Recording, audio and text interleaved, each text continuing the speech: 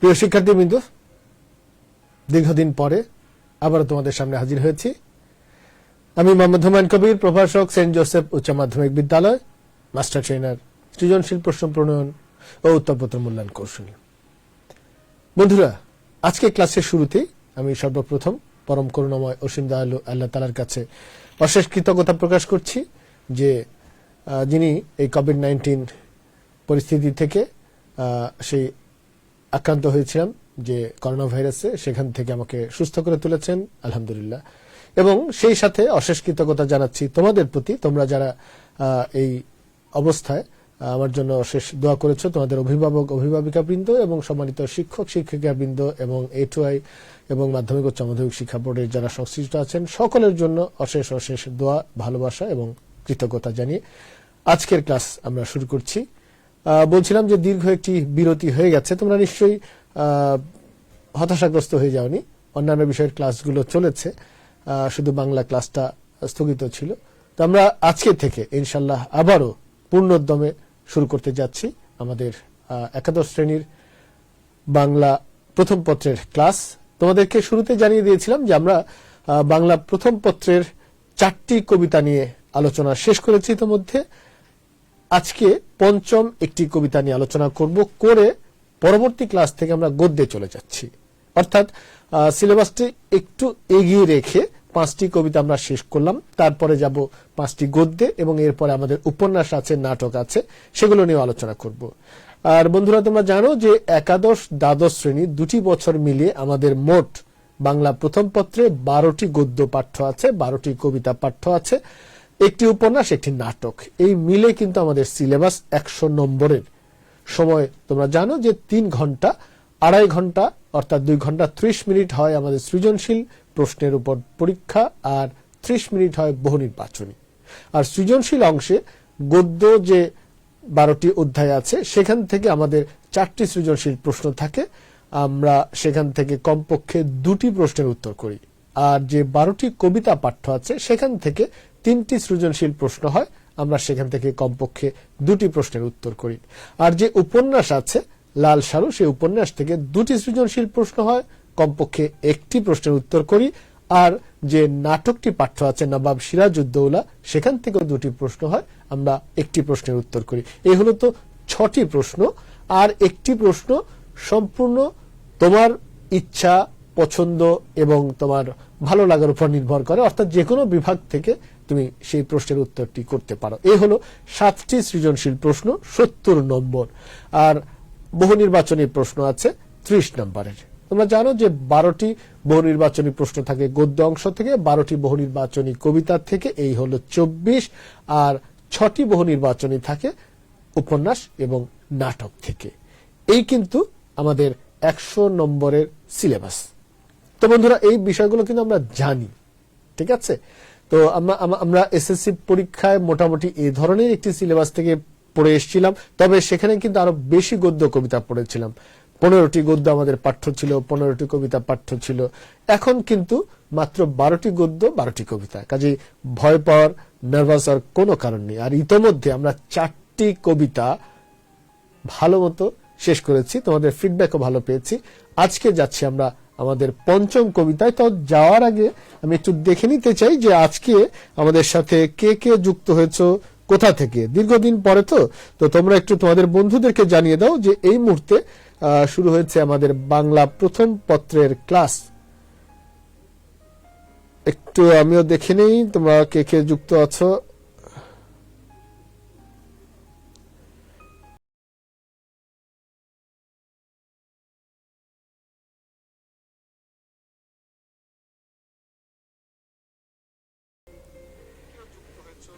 Jayaprakash Mondal, share done.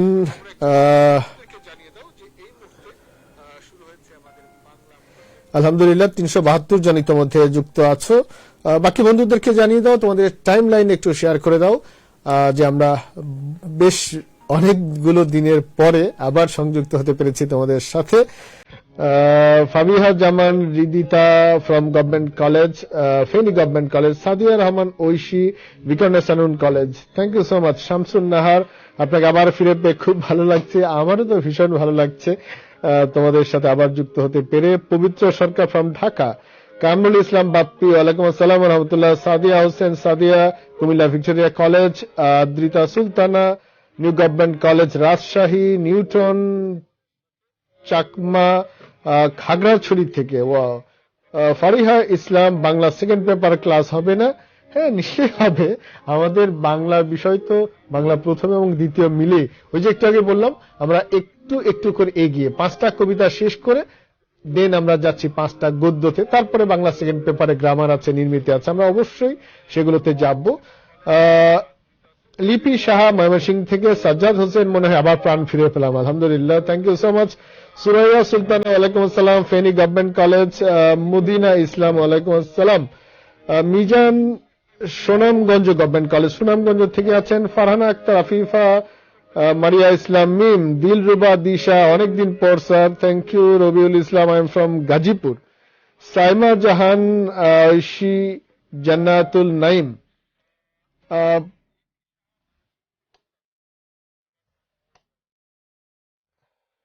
Ehsanul Mahbub from Meherpur government college. Imtiaz Zubair from government science college. আচ্ছা, তোমরা একটু কিন্তু কমেন্ট করে জানিও বন্ধুরা যে আমাদের শব্দ ভিডিও এগুলো একটু ঠিকঠাক মতো আছে কিনা, দীর্ঘদিন পরে তো, সব যদি ঠিক থাকে একটু সেটা জানিও। কুমিল্লা সরকারি কলেজ থেকে আহমদ মোজাম্মেল আছেন।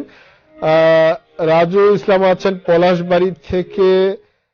ইয়ামিন লি, ফাহমিদা আছে, ওয়ালাইকুম আসসালাম। ইয়ামনাম লি, গুড মর্নিং, আদাব, from Srinagar government college, Sreemangal government college. Abdullah Al Mamun, Cox's Bazar থেকে। তানজিলা, স্যার আপনার ক্লাসগুলো খুব মিস করছি। এখন তো আর মিস করার কথা না, আমরা তো আবার যুক্তই হয়েছি নিশ্চয়ই। ফ্রম শেরপুর নাইম ইসলাম।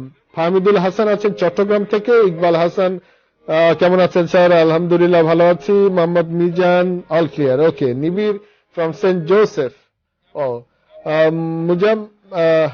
মুজাহিদুল ইসলাম, কেমন আছেন? আলহামদুলিল্লাহ ভালো আছে। জুনাইদ হাসান সাকিব সালাম জানিয়েছেন সাতকানিয়া গভর্নমেন্ট কলেজ থেকে। শেরপুর থেকে নাইম ইসলাম আছেন। আহমদ মুজাম্মেল, নতুন সদস্য আমি। তোমাকে অনেক অনেক স্বাগত জানাচ্ছি নতুন সদস্য বলে। আগের ক্লাসগুলো কোথায় পাবে? আগের ক্লাসগুলো আমাদের যে কিশোর বাতায়ন ফেসবুক পেজে, ইউটিউব চ্যানেল আছে, সেখানে পাবে। কিশোর বাতায়নের ইউটিউব চ্যানেলে আগের ক্লাসগুলো তোমরা পাবে। Nazmul Sakib Tanvir, cantonment public college, Mymensingh. আলহামদুলিল্লাহ 450 মতো 431 জন যুক্ত হয়ে গেছেন। আমরা তাহলে ক্লাসে চলে যাই। বাকিদের নাম মন খারাপ করবেন না, আমরা আবারও আসবো, পড়বো। আপনাদের অনেক অনেক ভালোবাসা, এই যে কান্নাকাটি করছেন, ভালোবাসা জানিয়ে, কান্নাকাটির কিছু নাই, আমরা তো আবার যুক্ত হয়েছি। নারায়ণগঞ্জ থেকে আলী আজিম রিফাত আছেন। সাদমান সাকিব, রিফাত খান, অনেকে যুক্ত হয়ে গেছেন। আমরা তাহলে আজকে যে পাঠ্য একটি কবিতা আছে, আমরা সেই কবিতাতে যাচ্ছি বন্ধুরা। তোমরা একটু মনোযোগ দিয়ে বই খাতা নিয়ে তোমাদের যার যার জায়গায় পড়ার টেবিল একটু বসো। আজকের ক্লাসে এই কবিতাটা আলোচনা শেষ হবে ইনশাল্লাহ। তো বন্ধুরা, কবিতাতে যাওয়ার আগে তোমাদেরকে একটা প্রশ্ন জিজ্ঞেস করতে চাচ্ছি, দেখি কে সঠিক উত্তরটা দিতে পারো। প্রশ্নটা হলো, নবম দশম শ্রেণীতে আমরা আরেকটি কবিতা পড়ে এসেছিলাম। 15টা কবিতা তো পড়েছি, তো বিশেষ একটি কবিতা আমাদের নবম দশম শ্রেণীতে ছিল, যে কবিতাতে কবি দেখিয়েছিলেন যে মানুষের জন্ম আছে, মৃত্যু আছে, সভ্যতার সৃষ্টি আছে, বিনাশ আছে, কিন্তু প্রকৃতির অবারিত সৌন্দর্য চিরন্তন, এবং মানুষের যে সোনার স্বপ্ন, চিরন্তন সৌন্দর্য বোধ, সেটাও চিরন্তন। তো কোন কবিতায় আমরা সেই বক্তব্যটি পড়ে এসেছিলাম, সেই শিখরফলটা জেনে এসেছিলাম, দেখি কে জানাতে পারেন। ওরে বাবা, ইউসুফ আহমেদ এতগুলো হার্ট রেখে দিয়েছেন, আমি এগুলো ধারণ করব কোথায় বলো? Thank you so much. দেখি একটু, আচ্ছা, আমি জানতে চেয়েছিলাম নবম দশম শ্রেণীতে কোন কবিতাটি, আপনি উত্তর দিয়েছেন তাহারই পড়ে মনে। এটা তো আমরা আজকে পড়াবো, আজকের টপিক আমাদের তাহারই পড়ে মনে। নবম দশম, হাসান আসিফ সবার প্রথম উত্তর দিয়েছেন। সেই দিন এই মাঠ, সেই দিন এই মাঠ, থ্যাংক ইউ সো মাচ। তারপরে রাজন আহমেদ নাহিদ বলেছেন সুমাইয়া হোসেন সেই দিন এই মাঠ, থ্যাংক ইউ। এই জিনিসটাই আমাদের জানার দরকার ছিল, কারণ আজকের যে কবিতাটি, এই কবিতাটির শিখন ফল সেই দিন এই মাঠ কবিতার শিখন ফলের সাথে সাদৃশ্যপূর্ণ। দেখো তো, তাহলে প্রথমেই ব্যাপারটা অনেক সহজ হয়ে গেল না, যে এই কবিতাতে যা আছে সেটা ইতোমধ্যে আমরা নবম দশম শ্রেণীর আরেকটি কবিতার মধ্যে পড়ে এসেছি। তো ফলে খুব একটা কঠিন বা জটিল কোনো বিষয় যে এর মধ্যে আছে তা কিন্তু না, শুধু নতুনত্ব কি, ভিন্ন একজন কবি, কবি সুফিয়া কামাল, এবং ভিন্ন আরেকটি কবিতা তাহারই পড়ে মনে।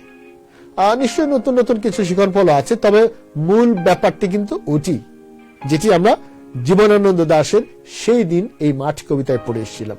তো এই কবিতাতে যাবার আগে অবশ্যই আমাদেরকে একটু মেমোরি রিকল করা দরকার যে সেই দিন এই মাঠ কবিতায় আসলে মূল ব্যাপারটি কি ছিল।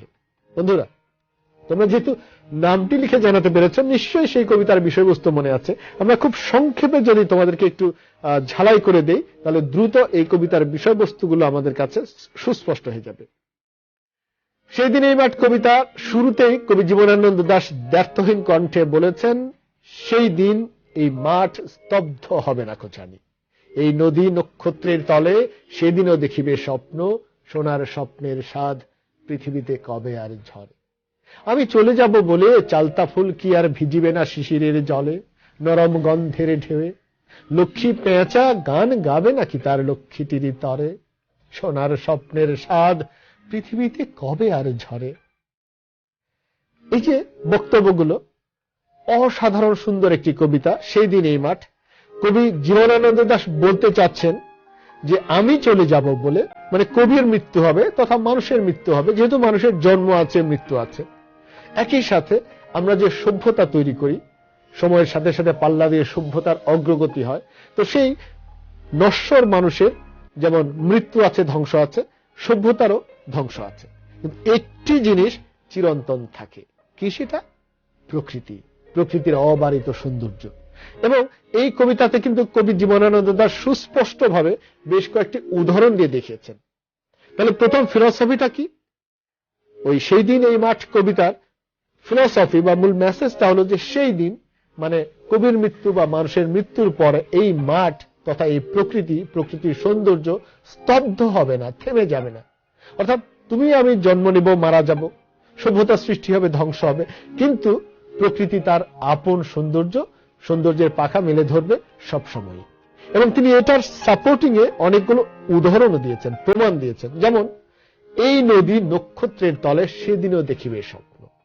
অর্থাৎ এই যে নদী আছে, নদীমাতৃক বাংলাদেশের অগণিত নদী জালের মতো ছড়িয়ে আছে, সেই নদীগুলো সেই নক্ষত্র ভরা রাতে, অর্থাৎ তারা ভরা রাতে আপন সৌন্দর্য মেলে ছুটে চলবে তার আপন গন্তব্যে। এটা একটা প্রকৃতির একটি উপাদান এবং তার সৌন্দর্য ছড়িয়ে দিচ্ছে। একটি উদাহরণ হলো, কবি বলছেন যে আমি মারা যাওয়ার পরেও নদী কিন্তু কখনো বলবে না যে আহা জীবনানন্দ দাশ মারা গেছেন, রূপসী বাংলার কবি, আমি নদী আজকে থেমে যাই, আমি আজকে আর প্রবাহিত হব না, এটা কিন্তু নদী বলবে না। নদী আপন গতিতেই চলবে। তারপর আরেকটি উদাহরণ দিয়েছেন চালতা ফুলের। শিশির ভেজা চালতা ফুল ভোরবেলা যেটা মাদকতাপূর্ণ, যেটা সুবাস ছড়িয়ে দেয় চারপাশে, কবি বলছেন আমি মারা গেলেও সেই চালতা ফুল তার সৌন্দর্য কিন্তু ঠিকই ছড়িয়ে যাবে, চালতা ফুলের সুবাস থেমে যাবে না, বন্ধ হয়ে যাবে না। একই সাথে বলছেন লক্ষ্মী পেঁচা, প্রকৃতির তুচ্ছাতে তুচ্ছ একটি প্রাণী, সেও কিন্তু তার পেঁচানির সাথে ভাব বিনিময় করবে, ভালোবাসাবাসি করবে। তাহলে এই যে উদাহরণগুলো দিয়ে তিনি প্রুফ করলেন, প্রমাণ করলেন যে সিরিয়া ধুলো আজ ব্যাবিলন ছাই হয়ে আছে, সভ্যতার সৃষ্টি হচ্ছে, সভ্যতা ধ্বংস হচ্ছে, মানুষের জন্ম হচ্ছে, মানুষের মৃত্যু হচ্ছে, কিন্তু চিরন্তন থাকছে কোনটা? চিরন্তন থাকছে প্রকৃতি, প্রকৃতির অবারিত সৌন্দর্য। সো আমাদের করণীয়টা কি? আমাদের করণীয় হলো সেই প্রকৃতিকে ভালোবাসা, প্রকৃতিমুখী হওয়া, প্রকৃতির সাথে একাত্ম হওয়া এবং প্রকৃতির সাথে যে মানব মনের একটা অঙ্গাঙ্গী সম্পর্ক আছে সেটা উপলব্ধি করা।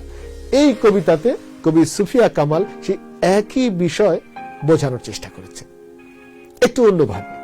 এই কবিতার পার্সপেক্টিভটা কি, প্রেক্ষাপটটা কি, আগে গল্পের মতো করে একটু বুঝিয়ে দেই। আচ্ছা বন্ধুরা, সেই দিন এই মাঠ কবিতার ভাববস্তু তো আমরা একটু মেমোরি রিকল করে বুঝলাম। এবার আমরা কিন্তু এই কবিতার প্রেক্ষাপটে চলে যাচ্ছি। বলছিলাম যে আজকের ক্লাসে কিন্তু কবিতাটা শেষ হয়ে যাবে, আমরা আগামীকালের ক্লাস থেকে ইনশাল্লাহ গল্পে যাব। ঠিক আছে? তো তোমাদের প্রিয় বা পছন্দের গল্পটি বা তোমাদের কলেজে কোথাও যদি কোনো পরীক্ষা থাকে আমাদেরকে লিখে জানাতে পারো যে এই গল্পটা আগে পড়ালে আমাদের জন্য সুবিধা, আমরা সেটা নোট রেখে চেষ্টা করবো সেই গল্প বা প্রবন্ধগুলো আগে পড়িয়ে দিতে। তো বলছিলাম এই তাহারই পড়ে মনে কবিতার প্রেক্ষাপট কি। কবি সুফিয়া কামাল তার স্বামী সৈয়দ নেহাল হোসেন মারা গেছেন।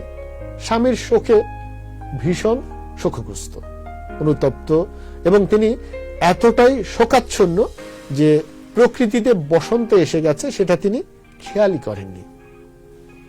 ঘটনাটা কি দেখো তাহলে। কবি সুফিয়া কামালের স্বামী মারা গেছেন, স্বজন হারিয়েছেন, প্রিয়জনকে হারিয়েছেন, প্রিয়জনের বেদনায় তিনি বিধুর হয়ে আছেন।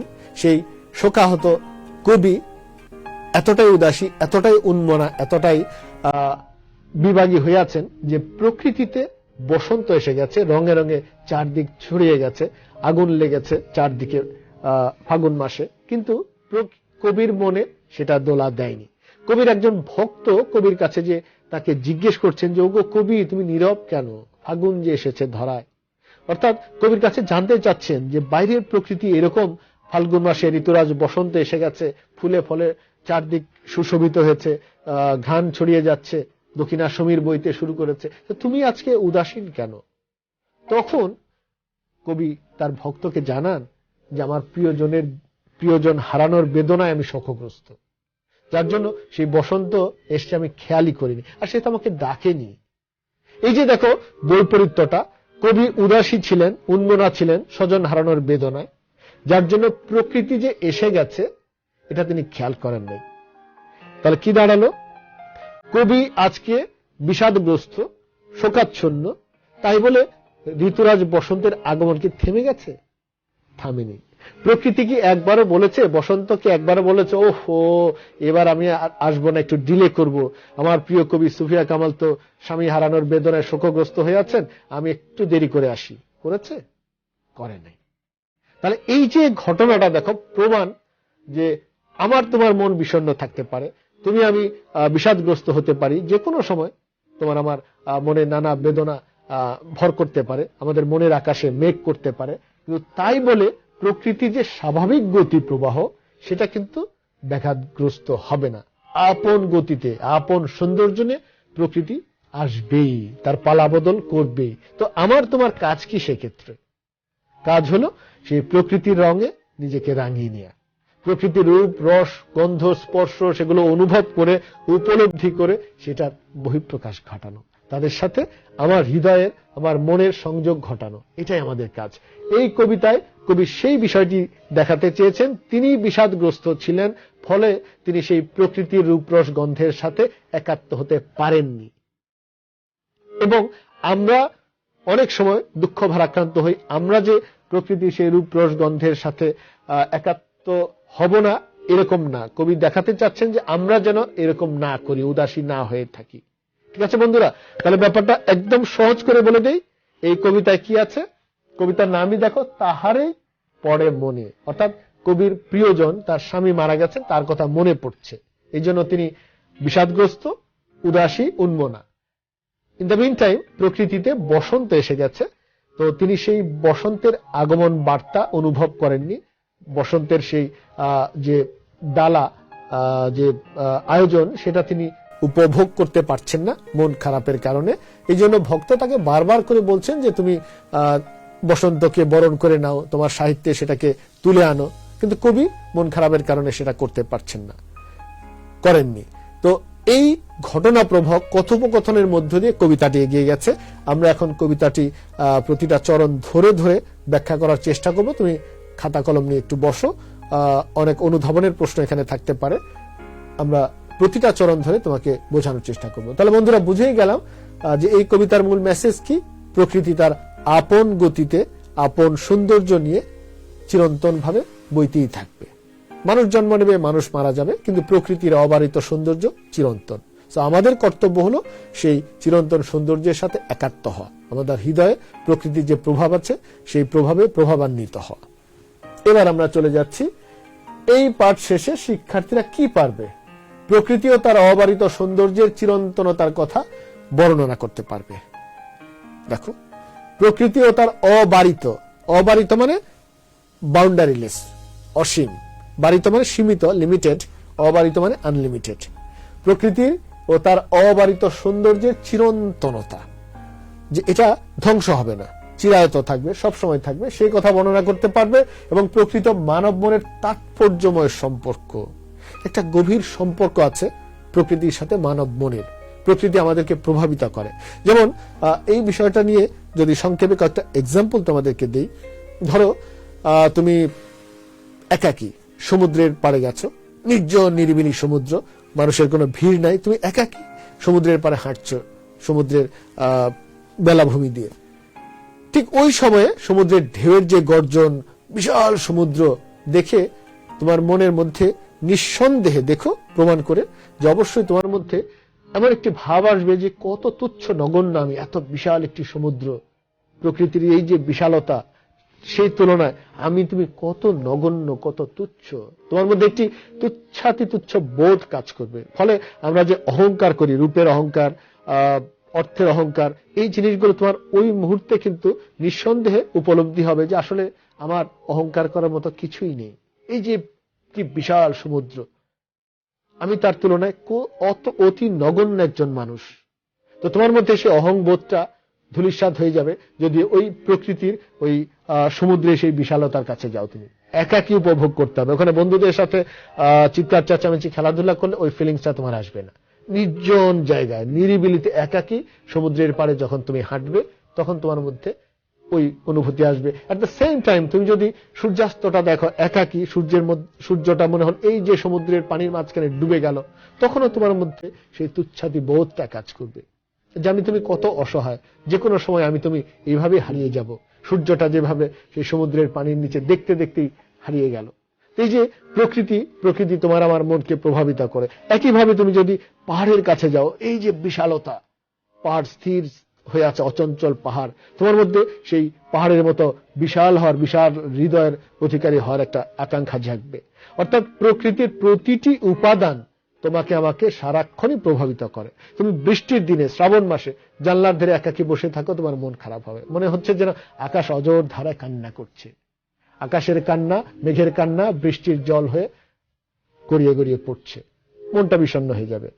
অর্থাৎ প্রকৃতির যে প্রতিটি উপাদান আছে, প্রতিটি অনুষঙ্গ আছে, সেটি আমাদের মনকে সবসময় প্রভাবিত করে। তো আমরা সেই প্রকৃতির বিভিন্ন উপাদানের সাথে সংশ্লিষ্ট হব, একাত্ম হব, দেখব, ঋতুর বিভিন্ন পরিবর্তনটাকে উপভোগ করব, করে আমাদের ভেতরে সেই মানসিকতার পরিবর্তনটা নিয়ে আসবো।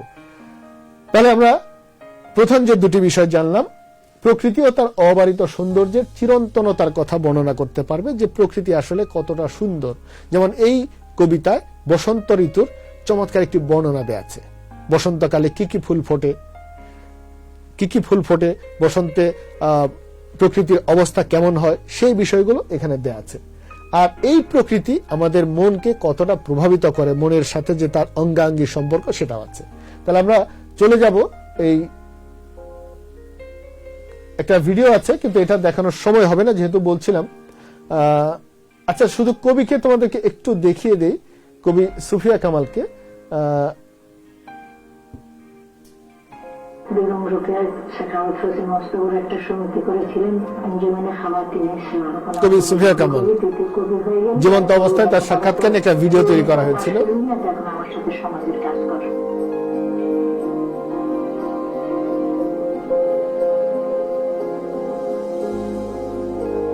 1911 সালে 20 জুন বরিশালে জন্মগ্রহণ করেন। দেখতে পাচ্ছ কবি সুফিয়া কামালকে। সেই সময় মেয়েদের পড়াশোনা, শিক্ষার বিষয়টি ছিল অবহেলিত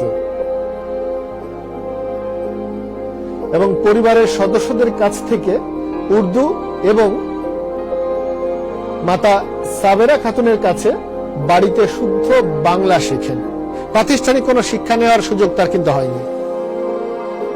আর তিনি তরুণ মাসিক পত্রিকা সম্পাদনা করতেন, এই যে তার লেখা ছাপা হয়েছে পত্রিকায়।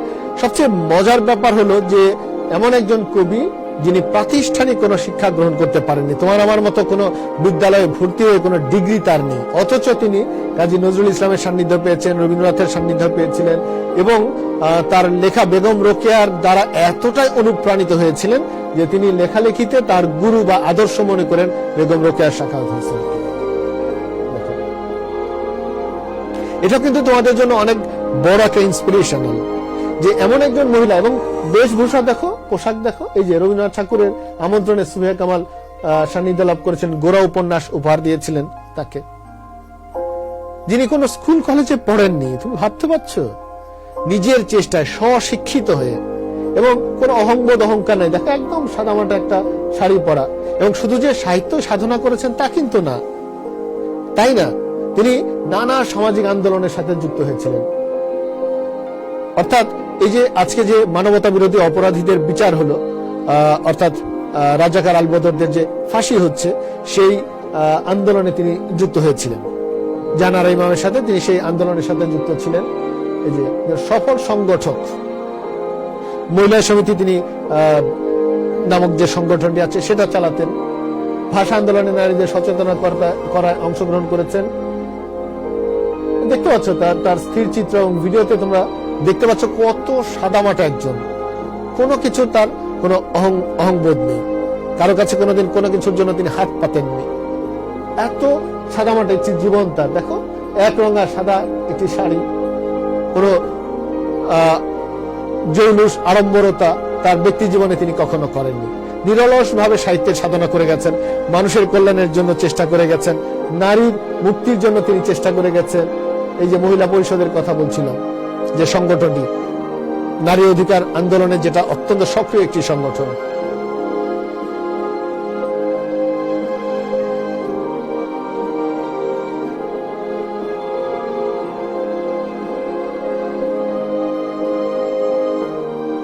এই যে বাংলাদেশ মহিলা পরিষদের কথাটি বলছিলাম,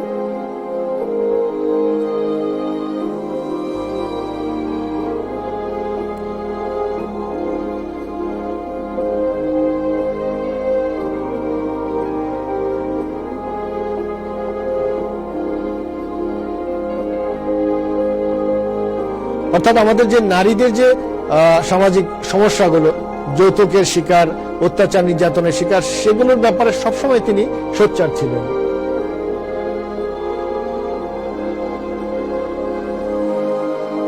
এবং কখনো কোনো পদ পদবি কোনো কিছুর জন্য কিন্তু তিনি লালায়িত ছিলেন না।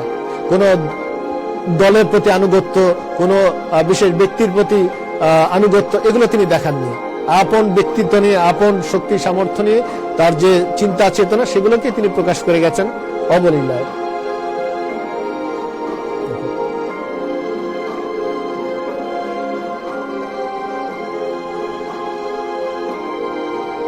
তো বন্ধুরা, যেটা বলছিলাম, আমরা যারা একটু লেখালেখি করতে চাই, শুধু লেখালেখি না, অন্য কোন ধরনের, এখন অনেক বয়স হয়ে গেছে, এই যে দেখো, আল্লাহ আমাদের অনেক দিয়েছে। আমি একটা সামনে কোনো স্কুলে পড়ি নাই, কোনোখানে আমি লেখাপড়া শিখিনি, কিন্তু আল্লাহ তাআলা আমাকে অনেক সম্মান দিয়েছে, বিদেশে কৃতজ্ঞতা বোধ দেখো যে আল্লাহ তাআলা আমাকে অনেক সম্মান দিয়েছেন। কোন স্কুলে পড়েন নাই, কলেজে পড়েন নাই, এবং তার 5টি সন্তান কারো কাছে হাত পাতেনি, কারো কোনো সরকারের সাহায্য নেয়নি, প্রতিষ্ঠিত হয়েছে এবং প্রত্যেকেই যার যার জায়গায় প্রতিষ্ঠিত।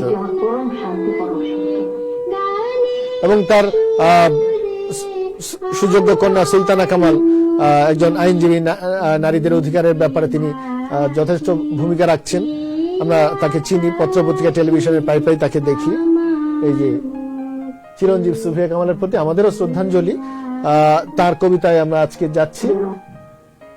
এবং কবি সুফিয়া কামালকে কাজী নজরুল ইসলাম কি লিখেছিলেন? 1938 সালে সুফিয়া কামালের সাঁঝের মায়া কাব্যগ্রন্থের ভূমিকায় কবি কাজী নজরুল ইসলাম লিখেছিলেন, কবি সুফিয়া এন হোসেন বাংলার কাব্য গগনে উদয় তারা, অস্ততরণ হতে আমি তাকে যে বিস্মিত মুগ্ধ চিত্তে আমার অভিনন্দন জানাতে পারলাম, এই আনন্দ আমার স্মরণীয় হয়ে থাকবে। কি কথাটা দেখেছে? কবি সুফিয়া কামালকে বলছেন উদয় তারা, আর নজরুল নিজেকে বলছেন আমি অস্ত তারা, আমি ডুবে যাচ্ছি, নতুন তারার আবির্ভাব ঘটছে বাংলা সাহিত্যের সুফিয়া কামাল। এবং কাজী নজরুল বলছেন আমি কৃতজ্ঞ তাকে অভিনন্দন জানাতে পেরে। তো এই সৌভাগ্য কবি সুফিয়া কামালের হয়েছিল। আমরা এখন সরাসরি চলে যাচ্ছি তার সেই কবিতায়। কবিতার ঢংটা একটু নতুন, কথোপকথন স্টাইলে। তোমরা আগে এই ধরনের কবিতা কখনো পড়েছ কিনা, মনে হয় পড়ার কথা না। এই কবিতাটার ধরনটা একটু ভিন্ন, যে দুজন কথা বলছেন, ঠিক আছে, দুজন কথা বলছেন। একজন কবি তো তার স্বামীকে হারিয়ে শোকগ্রস্ত হয়ে আছেন, উদাসী উন্মনা। আর আরেকজন কবির ভক্ত, তিনি এসে কবিকে জিজ্ঞেস করছেন। একটু মনোযোগ দিয়ে খেয়াল করো তাদের মধ্যে কনভারসেশনটা বা ডায়লগটা কি চলছে। ভক্ত বলছেন, হে কবি নীরব কেন, ফাগুন যে এসেছে ধরায়, বসন্তে বরিয়া তুমি লবে নাকি তব বন্দনায়। কোটেশন শেষ। দেখো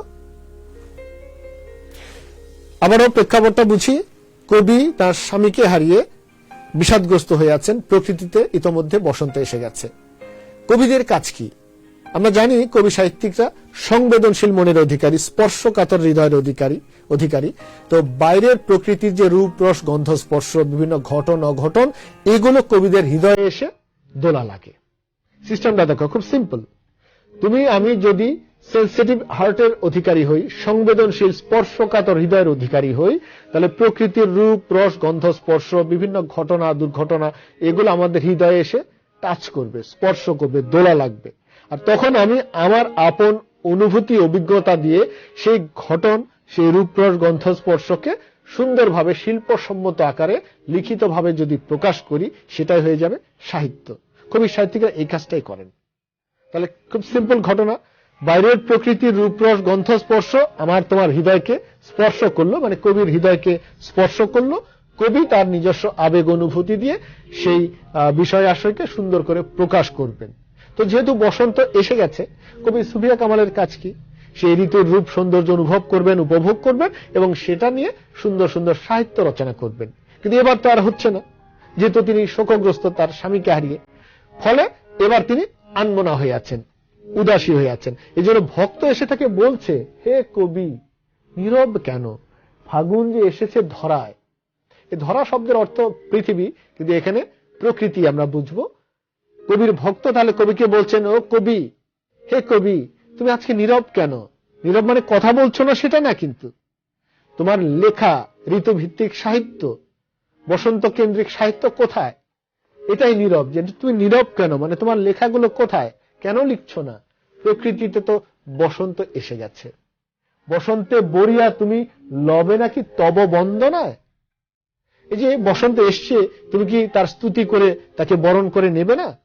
আমরা এই স্টাইলগুলো অনেক জায়গায় কিন্তু দেখি, বরণ করে নেয়া। ধরো বিয়ের ক্ষেত্রে যখন বর পাত্র আসে, তখন কনের পক্ষ তাকে বরণ করে নেয়, নানা উপহার সামগ্রী দিয়ে মালা পরিয়ে বরণ করে নেয়। রাজা যখন কোনো রাজ্য জয় করে আসেন, তখন মহারানীরা, রানী, রাজ্যের অধিবাসীরা, নাগরিকরা তাকে বরণ করে নেয়।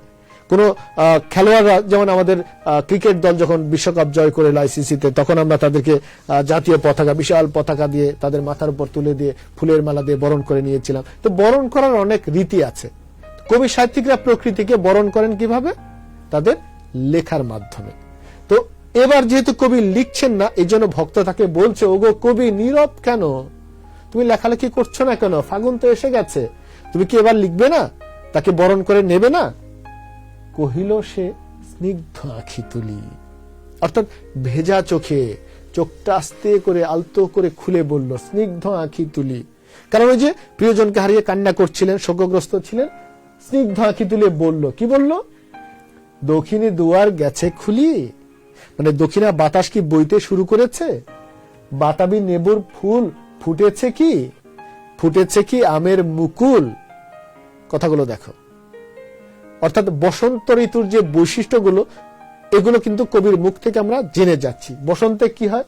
দক্ষিণা দুয়ার খুলে গেছে, মানে দক্ষিণ থেকে বাতাস বইতে থাকে বসন্তকালে। বাতাবি নেবু, আমরা ছবি দেখাবো একটু পরে। বাতাবি নেবুর ফুল কি ফুটেছে, ফুটেছে কি আমের মুকুল, আমের মুকুল কি ফুটেছে। আচ্ছা, আমরা সরাসরি ওই জায়গাতেই চলে যাই, তাহলে তোমাদের জন্য বুঝতে সুবিধা হবে।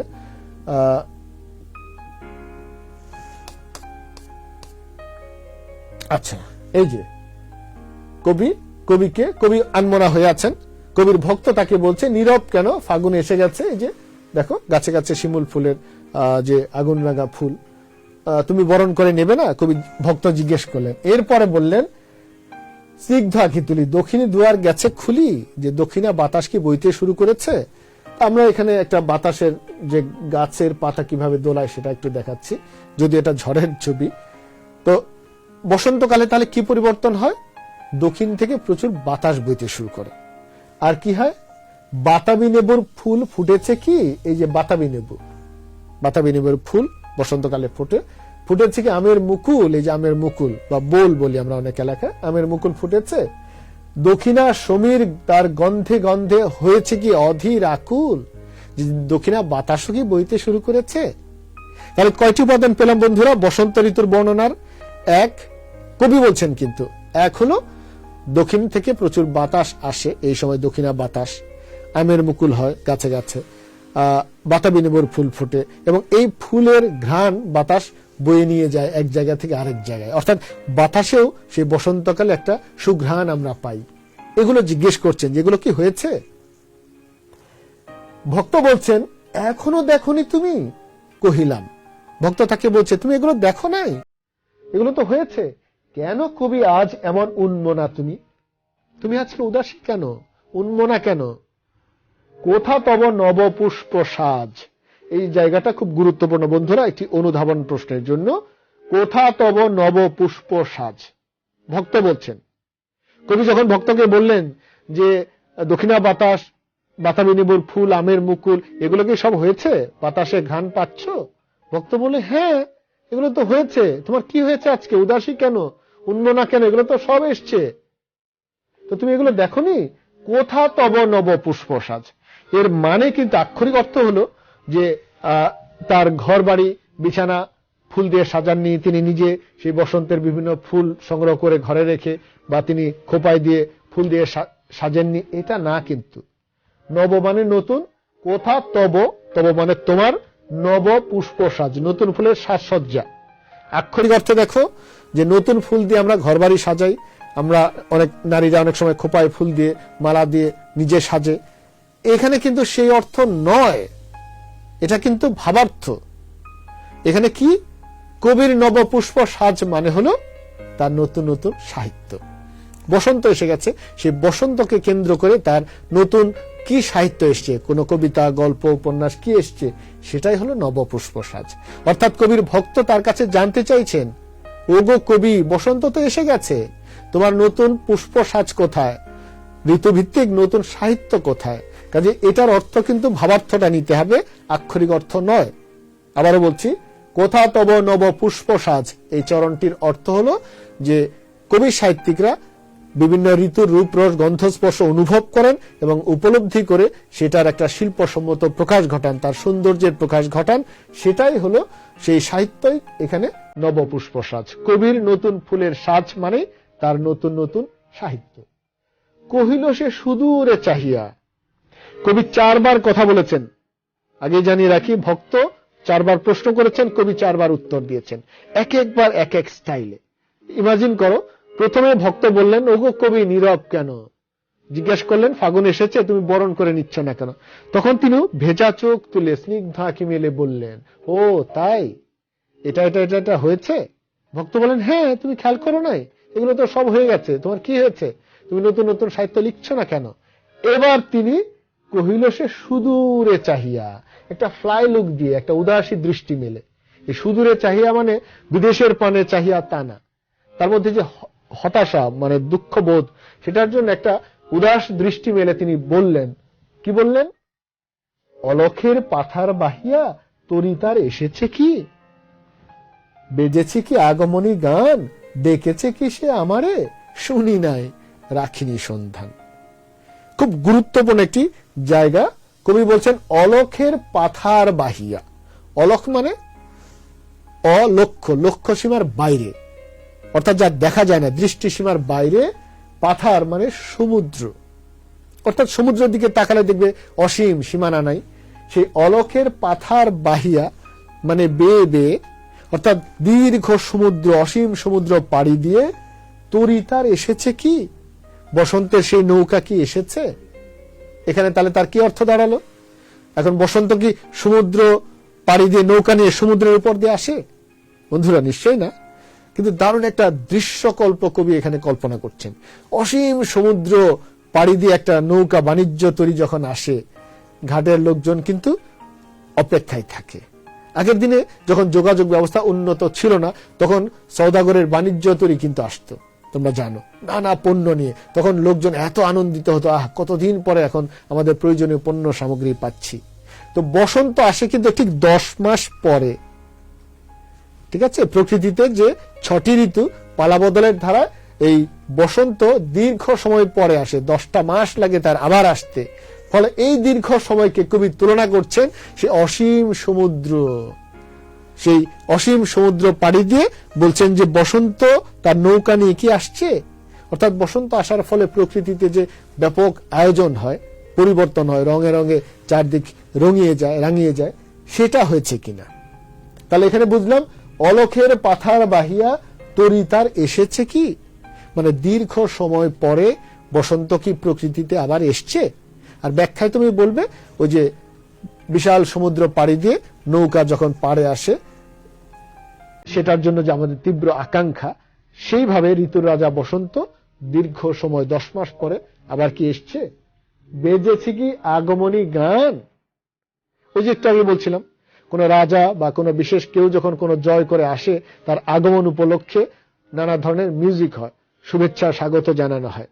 এখনো কোথাও যদি কোনো মন্ত্রী, প্রধানমন্ত্রী বা কোনো বিশেষ অতিথি তোমার কলেজে বা অন্য কোথাও যান, তখন তাকে সেলিব্রেট করার জন্য, তাকে ওয়েলকাম জানানোর জন্য আমরা নানা ধরনের অভিভাষণ জানাই, সম্ভাষণ জানাই। এখানেও সেই কথাটা বলছে যে বেজেছে কি আগমনী গান, যে বসন্ত যে এসছে তার উপলক্ষে কি কোনো আয়োজন হয়েছে। আয়োজন কি? আয়োজন মানে হলো প্রকৃতিতে যে পরিবর্তনটা নানা ফুলে ফলে রাঙিয়ে যায়, সেটা কি হয়েছে। ডেকেছে কি সে আমারে, এই যে এই জায়গায় হলো মূল কথাটি, যে বসন্তে এসছে, আমার হৃদয়ে কি দোলা লেগেছে। ডেকেছে কি আমারে। বসন্ত তার হাতে কোনো বসন্ত কথা বলতে পারে না, কোনো মাইক্রোফোন নাই যে hello mister Sufia Kamal, mister Sufia Kamala আমি এসছি, গেট খোলো, এটা তো আর বলবে না। এখানে বলছে কি যে প্রকৃতিতে বসন্ত এসছে, আমাকে আমার হৃদয়ে কি সেটা দোলা লেগেছে। শুনি নাই রাখিনি সন্ধান, কারণ আমি আজকে উন্মনা, আমি এটা খেয়াল করতে পারিনি। তাহলে এই জায়গায় কি বন্ধুরা পেলাম, প্রকৃতিতে ঋতুর পরিবর্তন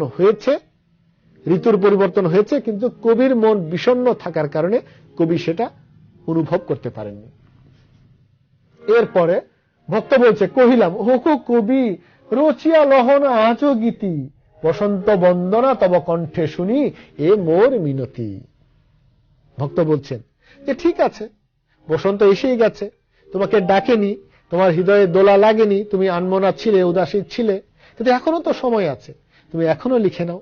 তোমার কাছ থেকে আমরা সেই বসন্ত কেন্দ্রিক সাহিত্য পাই, এটাই আমার মিনতি, আশা করছি তুমি ঋতুরাজ বসন্তকে নিয়ে কিছু লেখো।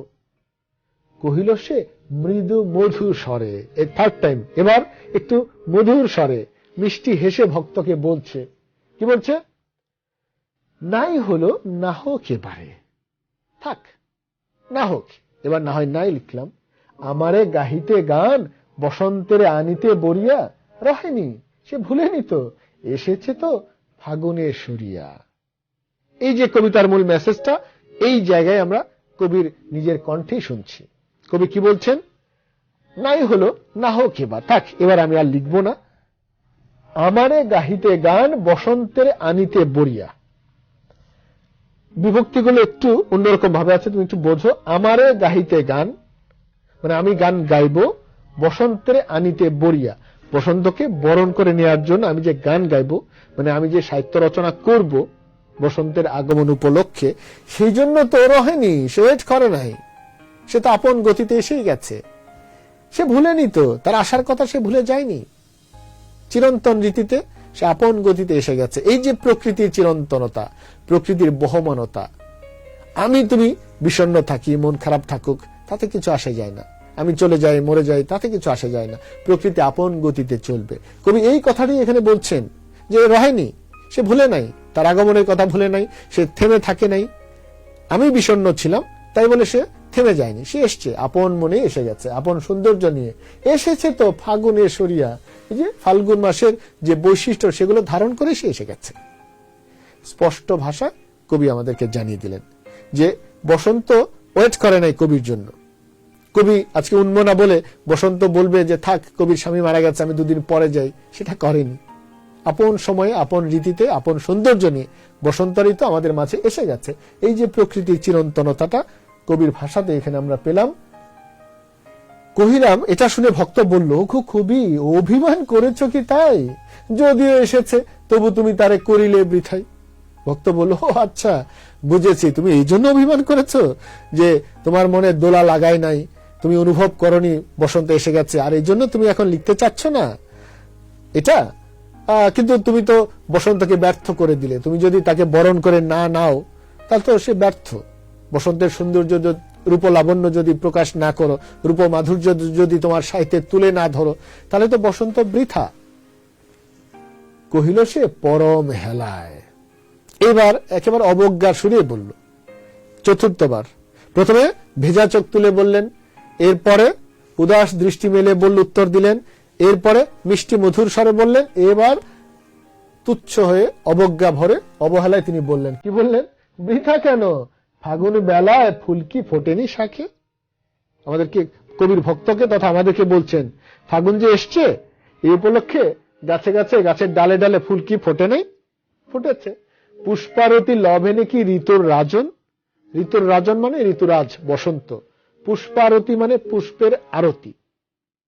ওই যে বললাম, দেবীকে, ওই মূর্তিকে আরতি জানায় ভক্তরা, মানে আরতি করে ফুল দিয়ে, মালা দিয়ে।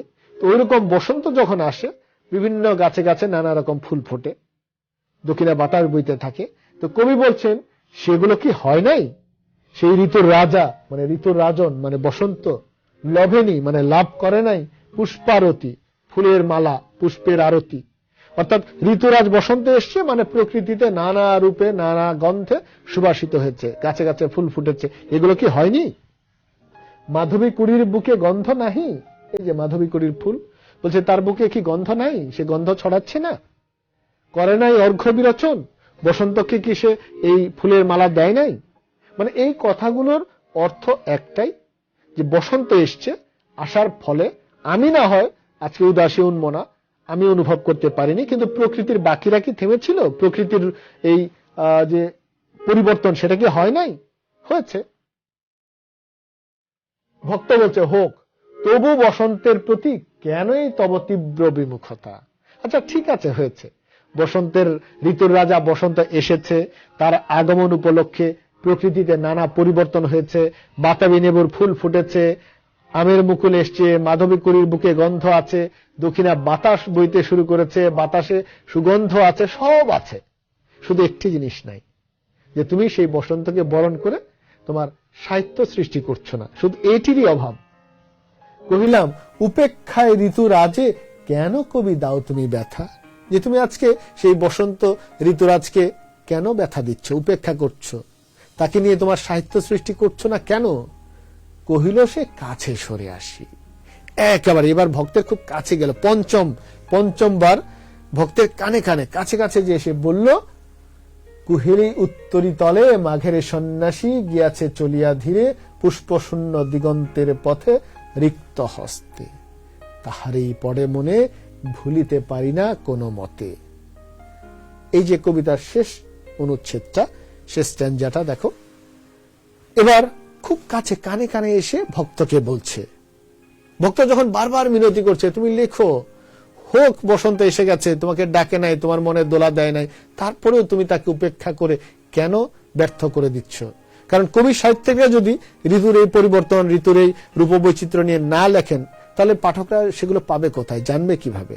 এই জন্য বলছেন যে বসন্তের তো ব্যর্থ হয়ে যাবে, ব্যর্থতা হবে যদি তুমি না লিখো। এখন কবি বলছেন কানে কানে এসে ভক্তকে, কুহেলি উত্তরি তলে মাঘের সন্ন্যাসী। অর্থগুলো দেখো আক্ষরিক। কুহেলি মানে কুয়াশা, উত্তরি মানে চাদর, ওই যে উত্তরি পরে চাদর, তার মানে কুয়াশার চাদর তলে, কুহেলি উত্তরি তলে মানে কুয়াশার চাদরে মুড়ে মাঘের সন্ন্যাসী, মাঘ মাসের সন্ন্যাসী। এখন মাঘের সন্ন্যাসী বলতে কে বা কাকে বোঝাচ্ছে একটু পরে বলি। তাহলে কুয়াশার চাদরে মুড়ি দিয়ে কি হয়েছে? মাঘ মাসের সন্ন্যাসী গিয়াছে চলিয়া। সাবজেক্ট হলো মাঘের সন্ন্যাসী, মানে মাঘ মাসের একজন সন্ন্যাসী। তিনি কি হয়েছেন? কুয়াশার চাদর গায়ে দিয়ে চলে গেছেন ধীরে আস্তে আস্তে পুষ্প শূন্য দিগন্তের পথে, ওই অসীমের পানে যেখানে ফুল নাই, অজানা অচেনা অদেখা জায়গা। ফুল নাই বলতে পুষ্প শূন্য বলতে যে ওই জায়গাটা আমরা জানি না, অর্থাৎ পরপার, সেখানে ধীরে ধীরে চলে গেছেন দিগন্তের পথে রিক্ত হস্তে, একেবারে খালি হাতে শূন্য হাতে চলে গেছেন। তার মানে এই যে আড়াইটা বাক্য, এটুক মিলে কি অর্থ দাঁড়ালো? কবি তার ভক্তকে বলছেন কানে কানে যে মাঘের সন্ন্যাসী কুয়াশার চাদর গায়ে দিয়ে খালি হাতে ধীরে ধীরে ওই অসীম দিগন্তের পানে হারিয়ে গেছেন। তাহারই পড়ে মনে, ওই তার কথাই মনে পড়ছে, ভুলিতে পারি না কোনো মতে, তাকে ভুলতে পারছি না। তো এই কুয়াশার চাদর মুড়ি দিয়ে কে চলে গেলেন?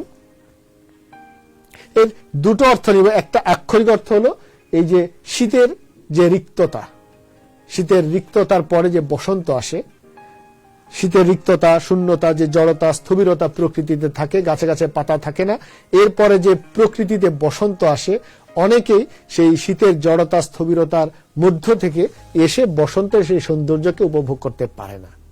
এই যে এই জায়গায় আক্ষরিক অর্থে সেটা, কিন্তু আমরা শুরুতেই জানিয়েছি যে কবিতা নিতে হবে ভাবার্থে। ভাবার্থটা কি?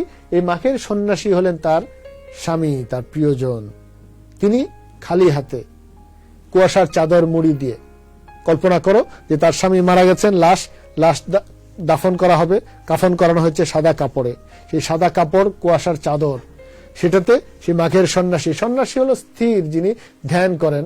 তো কুয়াশার মধ্যে মাঘ মাসের সন্ন্যাসী তো আরো স্থির অচঞ্চল থাকবেন একেবারে, অর্থাৎ মৃতদেহ লাশ যেমন অনড় অচঞ্চল স্থির অবস্থায় থাকে, তো তার স্বামীর কথা বলছেন যে সেরকম ভাবে পুষ্পশূন্য দিগন্তের পানে, সেই পরপারে অজানা অদেখা জগৎটাতে তিনি রিক্ত হস্তে খালি হাতে চলে গেছেন। কাজে এই পারে যে এখন পুষ্প এসছে, বসন্ত এসছে, সেটা আমি উপভোগ করতে পারছি না। আমার প্রিয়জন রিক্ত হস্তে খালি হাতে ওপারে চলে গেছেন। এই যে কবিতার বাস্তব জীবনের অভিজ্ঞতার কথা এখানে বলছেন যে আমার মন বিষণ্ণ, আমার স্বামী মারা গেছেন, সেই কাফনের কাফন পরে তিনি পুষ্পশূন্য দিগন্তের পথে পরপারে তিনি চলে গেছেন, তাকেই মনে পড়ে, তাকেই ভুলতে পারি না। অর্থাৎ এই জায়গায় শীতের রিক্ততার পরে যে বললাম বসন্ত আসে, গাছে গাছে ফুল ফোটে, পাতা আসে, নতুন পাতা গজায়, নতুন ফুল আসে, দক্ষিণা বাতার বইতে শুরু করে, অনেকেই ওই সেই সৌন্দর্যকে উপভোগ করতে পারে না। তো কবি যেমন এবার উপভোগ করতে পারেননি তার মন বিষণ্ণ থাকার কারণে, প্রিয়জন হারিয়ে ফেলার কারণে, আমরাও অনেক সময় প্রকৃতির রূপ রস গন্ধ স্পর্শ অনুভব করতে পারি না। তো এই কবিতার মধ্য দিয়ে কবি আমাদেরকে সেই শিক্ষায় দিচ্ছেন যে ওই প্রকৃতির সাথে মানব মনের একটা অঙ্গাঙ্গী সম্পর্ক আছে, আমরা যেন সেই সম্পর্কের চর্চা করি, লালন করি, অর্থাৎ প্রকৃতি প্রীতি আমার তোমার মধ্যে যেন জন্ম হয়। আমরা যেন এটা উপলব্ধি করতে পারি যে আমি তুমি জন্ম নেব, মারা যাব, সভ্যতা সৃষ্টি হবে, ধ্বংস হবে, কিন্তু প্রকৃতি চিরন্তন, তার সৌন্দর্য চিরন্তন। ফলে প্রকৃতির এই রূপ রস গন্ধ স্পর্শ এগুলো যেন আমরা হৃদয় দিয়ে অনুভব করি, উপলব্ধি করি, প্রকৃতির সাথে একাত্ম হই, এবং প্রকৃতি, এই অপার প্রকৃতির প্রতি আমাদের গভীর ভালোবাসা যেন সৃষ্টি হয়। তো বন্ধুরা, এই ছিল আমাদের আজকের এই কবিতা। তোমাদেরকে অসংখ্য ধন্যবাদ দীর্ঘ সময় তোমরা ধৈর্য ধরে ক্লাসটি করার জন্য। আগামীকাল একই সময়ে, অর্থাৎ ঠিক 11টায় তোমাদের সাথে নতুন একটি গল্প নিয়ে, আজকে আমি নামটা বলতে যাচ্ছি না, কালকেই জানবে, নতুন একটি গল্প নিয়ে আমরা ক্লাসটি শুরু করব। ততক্ষণ পর্যন্ত সবাই ভালো থাকো, সুস্থ থাকো, সুন্দর থাকো। আসসালামু আলাইকুম।